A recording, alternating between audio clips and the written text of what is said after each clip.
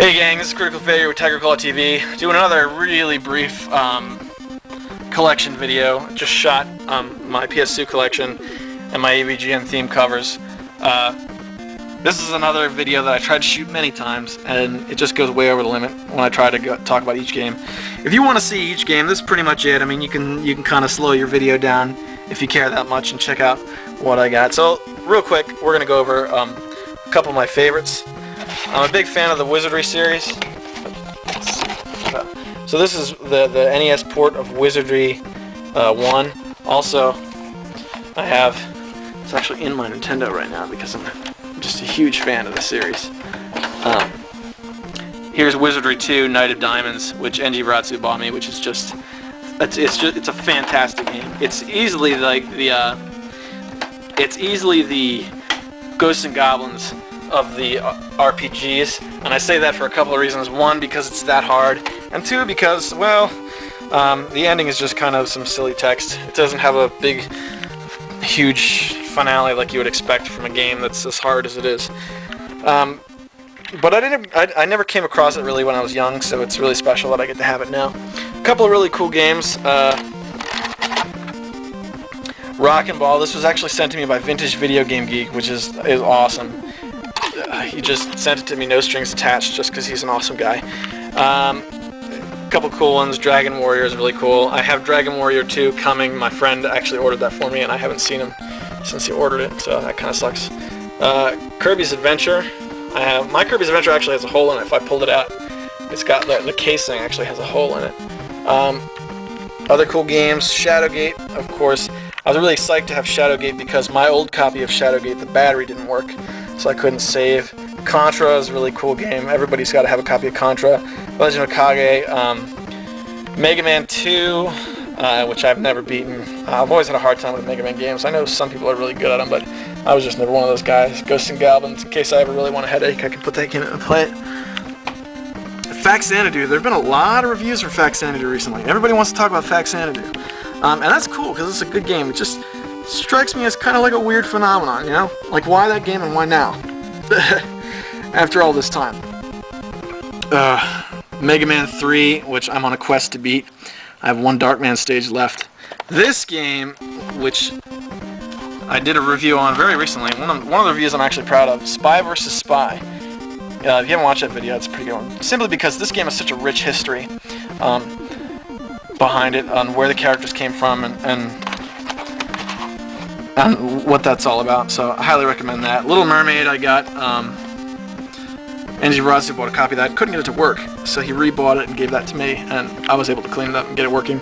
This game here that doesn't have a label, this is actually the NES port of Elevator Action. The top half of the label is missing, but if you go down here you can kind of see what game it is a little bit, if you can figure it out from that. But that's Elevator Action. This was actually the first game that I ever owned, and that's River City Ransom right there. Got that when I was just a kid. Every other game I had at the time has all been thrown out, but I managed to hold on to that one. Excite Bike, Tetris, Mickey Mousecapade, I bought. People in my house, me and my wife, are really, we're big Disney people, so I wanted to try get Mickey Mousecapade. I'd never played it before, and I was a little disappointed, you know, because Mickey is no stranger to old technology. It's the oldest Mickey cartoons from the 30s, or you know, with Steamboat Willie and all that. They had really limited technology, but they still made them look amazing. So I was really disappointed that they couldn't do that here with a Nintendo. Rampage, another classic. How many Rampage games are there? And you know, they're really another series that's very similar. So you own one, you pretty much own them all. Final Fantasy, original Final Fantasy, that's another great one to have in your collection. Karate Champ. Bigfoot was actually given to me for free by an old roommate. He just kind of bought it. I was like, yeah, here you go. Mag Max is another really silly one. I hadn't bought a game in a long time, and then I saw it, like, hey, it's an NES game. It was like $4. I picked it up. Marble Madness I have on a lot of different platforms, man. That's just one of my all-time favorite games. California Games, great game. Star Tropics. Star Tropics, I actually have a book for in here. I got a couple more books somewhere else, but Star Tropics actually has that piece of paper, you know, the letter you had to dip in water. Oh, I actually have a copy of that in here. If I ever do a review of that game, I'll get it out and show it to you. but I think HVG uncovered that game well enough, so I'm kind of staying away from it. Iron Sword, Rad Racer. To this day, I still would like to get a hold of some 3D glasses so I can try the 3D mode in Rad Racer. I haven't been able to do it yet. Oops, I think I screwed up my games here. This is the original. Oh, this is a terrible video, and I apologize for that. This is the arcade version of Mario Brothers, which is just a fantastic game. 8-Bit Rob has an incredible video about Mario Brothers if you want to kind of take a trip down memory lane there. And the last two games I'm going to mention here are a couple of good ones, which I would love to do reviews for because they don't get enough attention. Solar Jetman is just an absolute fantastic game about kind of space exploration. And the thing about Solar Jetman is it's like, for someone who reads a lot of science fiction literature, Solar Jetman is the quintessential science fiction game for the NES. And it seems to have been dumbed down with kind of kid theme, you know, like when you're getting into the ship, you can see a kid walking past a bunch of toys, and then he gets in the ship. And there was no need for that. They could have just left it like, they could have made it a little bit more adult themed. Like they didn't have to put in some of those little cutesy things that they did.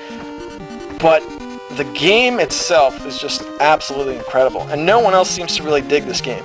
So, I mean, that's high up in my collection. I would love to do a video for Solar Jetman. That and another one here that I don't hear talked about very much is Dragon Spirit, The New Legend, which is apparently a sequel to a Japanese game. Angie was telling me about it, but I can't remember how exactly it went. This is basically like 1942, but you play as a dragon instead of an airplane, and it's pretty cool. The gimmick is that the first stage is kind of optional. If you die in the first stage, then you play through the game on an easy mode, and if you beat the first stage, then you play through on harder mode. And I've beaten the easy mode. I haven't taken the time to play it on the harder mode yet, just because, you know, life makes it hard to really find time to spend playing these types of games. That's a quick rundown of my NES collection. I know this is kind of a hack job video, so bear with me. If you don't care much for this video, you know, if you rate it low or don't watch the whole thing, no hard feelings. I'm Critical Failure for Tiger Gold TV, signing off.